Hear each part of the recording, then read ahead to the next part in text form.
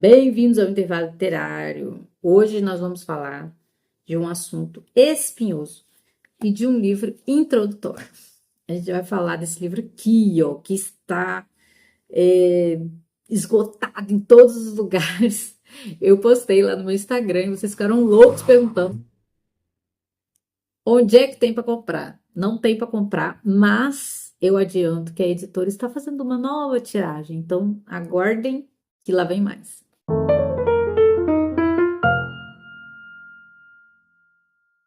Esse é o livro Distorcida para a Destruição.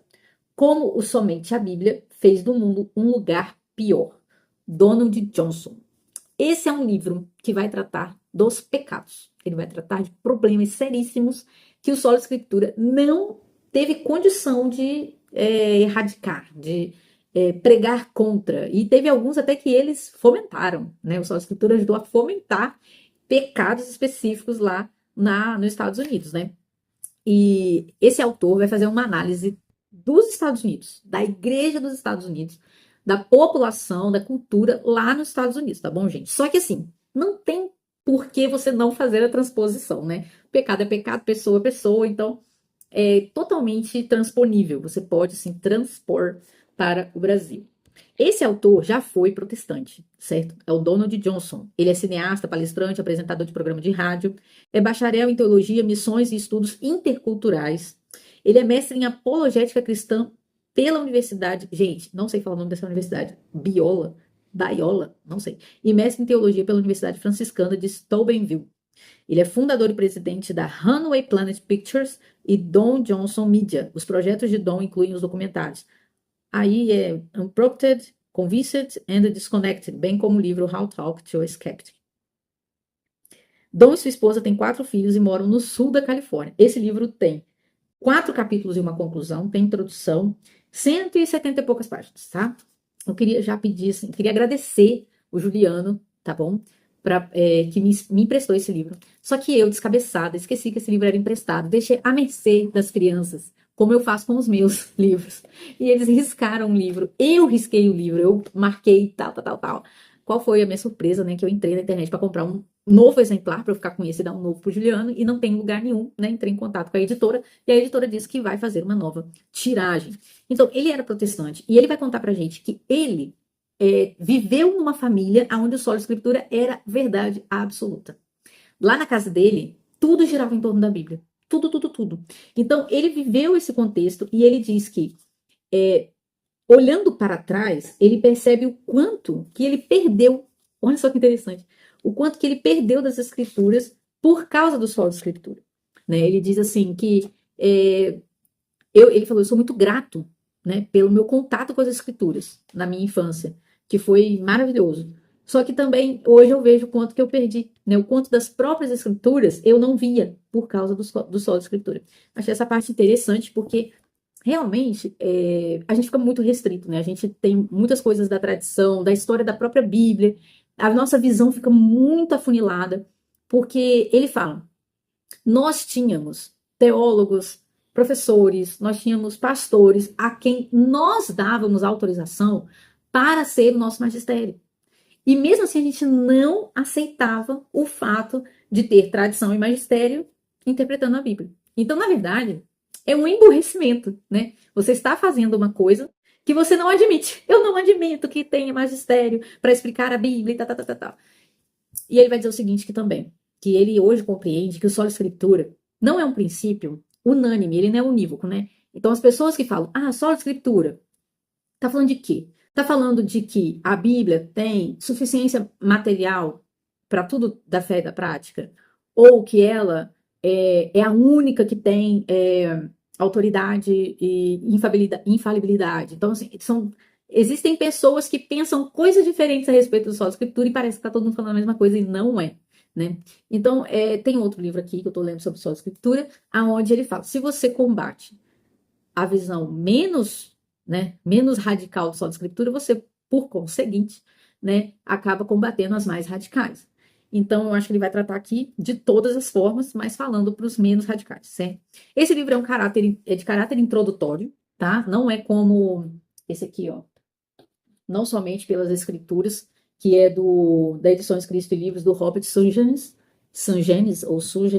prefácio do Peter Kraft, que ele é maravilhoso esse livro, é um livro que eu estou lendo, estou anotando, estou assim, maravilhado com esse livro. Eu estava lendo esse aqui, né? Eu falei que eu estava lendo esse aqui, só que eu peguei esse aqui porque ele é introdutório, e eu falei, eu vou ler o livro introdutório. E esse aqui é muito interessante porque ele faz uma análise própria dos Estados Unidos, ele vai fazer análise de pecados, ele vai contar um pouco da história dos Estados Unidos, começando ali pela escravidão, ele vai falar de como que os cristãos lidavam com a escravidão nos Estados Unidos, tanto os católicos quanto os protestantes. Só que ele vai falar o seguinte, não só os católicos tinham escravos, eram senhores de escravos, traficavam escravos, como também os protestantes. Só que alguns pastores, principalmente os pastores do sul, tinham certeza de que a escravidão era bíblica e pregavam isso, usavam a Bíblia para pregar sobre escravidão, depois sobre segregação, depois da Guerra Civil.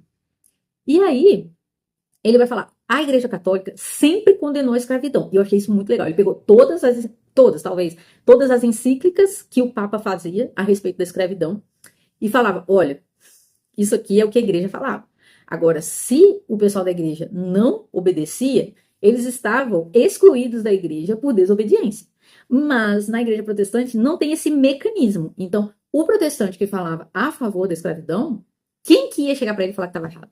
Porque o pessoal do norte, os cristãos protestantes do norte, falavam contra, usando a Bíblia. E os protestantes do sul pregavam a favor, ainda chamavam o pessoal do norte de herege, né? De pessoas que estavam contra o reino de Deus, tanto na escravidão quanto na segregação. Acho que na segregação foi pior, pelo que ele conta aqui, porque ele vai trazer trechos de pregação, tá? De pessoas pregando a favor da segregação. E olha assim, é um absurdo. Ele vai dizer assim, o Sola Escritura, como filosofia sobre a revelação divina, é incapaz de fornecer um fundamento objetivo para a moralidade. E aqui tem um ponto importante. Não é que os protestantes não possam ter uma moral. O protestante, individualmente, lendo as escrituras, busca a moral, busca agradar a Deus. Todos nós conhecemos protestantes que têm um fervor incrível quando se fala de moral, quando se fala de seguir as ordens de Cristo. O que ele está dizendo é que o princípio do Sola Escritura não tem como ser fundamento de uma moral para cristãos protestantes, porque se você discorda de alguém, a própria Bíblia não se defende. Então, um interpreta de um jeito, outro interpreta do outro. Cadê o fundamento moral? Não tem. Não existe uma autoridade, né, a favor do texto bíblico. O próprio texto não se defende. Outro ponto interessante aqui no livro é que ele vai dizer, mais ou menos, ele vai dar um resumo de como surgiu o Sola Escritura. E isso eu não tinha me atentado, é que Lutero não mudou as suas ideias a respeito de vários pontos ensinados, né, na doutrina católica, porque ele entendeu que só a Escritura tem autoridade. Na verdade, o entendimento que ele buscou da justificação forense, que é a justificação que os protestantes pregam até hoje, que não muda a natureza do homem, mas o declara justo, isso é a justificação forense, é que fez com que Lutero procurasse uma nova forma de autoridade para ensinar. Então, assim, quem que ensina a justificação real da pessoa, onde Deus modifica a natureza da pessoa e a pessoa busca a justificação, busca a salvação pela graça de Deus através das obras? É a igreja, pelo magistério, pela tradição e pelas escrituras. Então, ele fala o seguinte, olha, eu estou ensinando a justificação forense. E eu só me firmo nas escrituras. Ele até fala que Deus me ajude. Então, a nova autoridade dele não pode ser o clero, não pode ser a tradição, porque essas são as fontes de autoridade da Igreja Católica. Então, ele cunhou o Sola Escritura meio que contra a parede, por causa da necessidade de justificar um novo ensinamento. Era uma novidade, a justificação forense, né?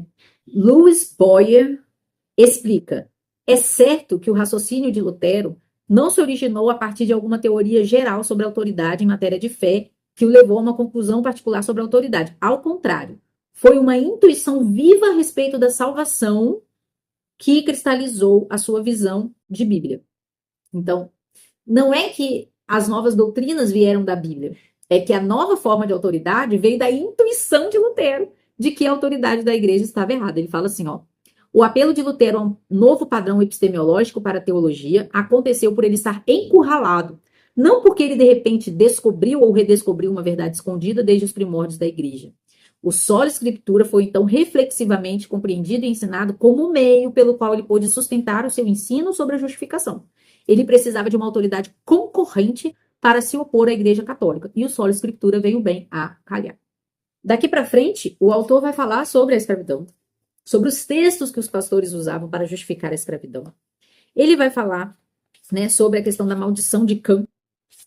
Ele vai falar sobre os servos e mestres, como na Bíblia tem pessoas que tinham escravos, né? E depois vai seguir para a questão da guerra civil e depois para a segregação. E é de arrepiar.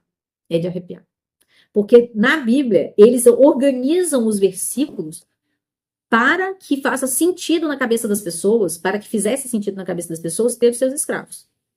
E essas pessoas evocavam o Espírito Santo. Tipo assim, eu estou lendo a Bíblia e o Espírito Santo está me dizendo isso, isso, isso, isso, isso. Então, se a outra pessoa está dizendo o contrário, tem duas opções. Ou essa pessoa está contra Deus, ou o Espírito Santo está ficando doido. Então, as pessoas do Sul estavam certos de que o pessoal do Norte não seguia a Deus. E o pessoal do Norte é a mesma coisa em relação ao pessoal do Sul. E não tinha quem era a autoridade dentro dos Estados Unidos para dizer, gente, vocês estão interpretando a Bíblia errado. Quem está certo é fulano, quem está certo é ciclano, não tem. Né? Então era uma briga. Não estou dizendo que a guerra civil foi provocada pela sua escritura. Só estou dizendo que ela foi fortalecida, né? Porque como os Estados Unidos é um país de formação protestante, então a grande parte das pessoas era protestante. Então o que se pregava domingo, o que se pregava nas rádios, o que se pregava na TV, era o que as pessoas tinham no coração. Então você imagina, uma pessoa que tem fé no seu pastor, vai lá e o pastor prega a favor da segregação, a favor da escravidão. Aquela pessoa vai seguir aquilo ali, entendeu? Só que não tem mais a quem se recorrer, né? Cada um elege o pastor que vai ditar a doutrina e segue. Fazer o quê? Né? O fato de um dos mais influentes... Aí tem aqui, gente, um homem que eu fiquei assim, meu Deus, eu nunca ia imaginar isso, que é o Billy Graham. Billy Graham, que o pessoal chama aqui no Brasil de Billy Graham. O Billy Graham, ele não falava contra a segregação e contra a escravidão. Contra a segregação, no caso, né? Ele falava que cada pessoa, cada lugar que ele ia pregar, ele respeitava os princípios daquela sociedade. O cara era o maior pregador. Até hoje as pessoas falam Billy Graham pra lá, Billy Graham pra cá. E o cara era simplesmente omisso em relação a isso, né? Mó sabonete. E aí, quando o Martin Luther King falou assim, ó, no Alabama, garotinhos negros e meninas negras vão dar as mãos com meninos brancos e meninas brancas. Aí o Billy Graham falou o seguinte, somente quando Cristo vier novamente, as criancinhas brancas do Alabama andarão de mãos dadas com as criancinhas negras. Para Billy Graham, o certo era submeter-se às autoridades constituídas, porque não há autoridade senão aquela estabelecida por Deus. Então, o grande pregador Billy Graham não falou contra a segregação na sua sociedade, porque ele respeitava aí a gama de interpretações dentro dos Estados Unidos. Sem uma autoridade infalível inserida dentro de uma tradição autoritativa para interpretar as escrituras, a leitura da Bíblia produziu tanto abolicionistas quanto escravistas. Apelo às escrituras justificavam tanto a segregação racista quanto o chamado à fraternidade universal. O grande caos, né?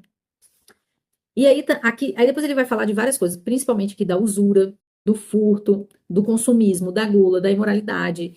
E no final ele vai passar para a involução sexual, quando ele vai falar sobre a entrega da igreja para a revolução sexual. E como que a igreja católica se manteve contra o aborto, contra o anticoncepcional, né, as pílulas, o DIU e etc e tal. E tá uma chuva aqui, tá pegando agora. Nossa Deus. E como que a igreja protestante foi se rendendo. E no final ajudou Margaret Sanger, né, na sua luta aí para a revolução sexual e a eugenia nos Estados Unidos. É apavorante. Aí ele traz assim uns trechos de pregação, olha que interessante. Em 1925, Philip Osgood, de Minneapolis, pregou um sermão de Dia das Mães chamado The Refiner's Fire, que é o fogo purificador, né? Usando Malaquias 3:3 como texto base, Osgood proclamou que o reino de Deus exigia crentes geneticamente adequados e que assim como Deus purificaria as escórias no crisol, retirando todas as impurezas, que é um texto lá de Isaías 1:25, antes que pudesse ser entregue nas mãos do artesão para quem o refino foi feito, ele também não terminaria sua obra na terra, até que os espécimes insanos e criminosos da humanidade fossem removidos. Isso tem aqui depois, se você quiser, tem aqui essa pregação, porque fez um sucesso danado, todo mundo publicou, foi para revista e tudo mais. É isso que eu tô falando. Essas pregações eugênicas, essas pregações contra o nascimento das pessoas, contra o crescimento das famílias, eram coisas que rodavam mesmo, iam para as revistas, eram relidas em rádios e tudo mais. E olha que interessante. O que a Margaret Sanger fez?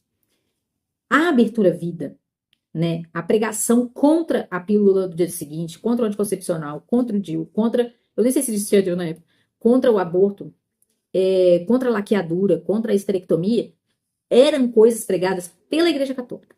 E aí, como eu já disse, os Estados Unidos é uma nação mais protestante, ela jogava com esse anticatolicismo. Ela dizia, né, vocês precisam ser mais anticatólicos. Então ela pegava esse anticatolicismo e falava, vocês pastores que continuam pregando que as famílias devem ser grandes, vocês estão sendo católicos. Isso é coisa de católico. E os pastores pegaram isso, meninos. Os pastores conseguiram cair nessa palhaçada. E hoje, para reverter, eu vejo muitos protestantes tentando reverter isso, né? E o que sempre as pessoas falam com, por exemplo, a Marcela, lá no Instagram, falando sobre abertura à vida, sobre família numerosa. O que todo mundo fala? Minha filha, isso é coisa de católico. Isso é coisa de católico, isso é ensino católico. Eles estão errados? Não. Eles estão, como era uma pregação muito forte da Igreja Católica a respeito da família, Margaret Sanger falou para os protestantes, isso é coisa de católico. E aí o anticatolicismo burro, cego, começou a pregar o contrário.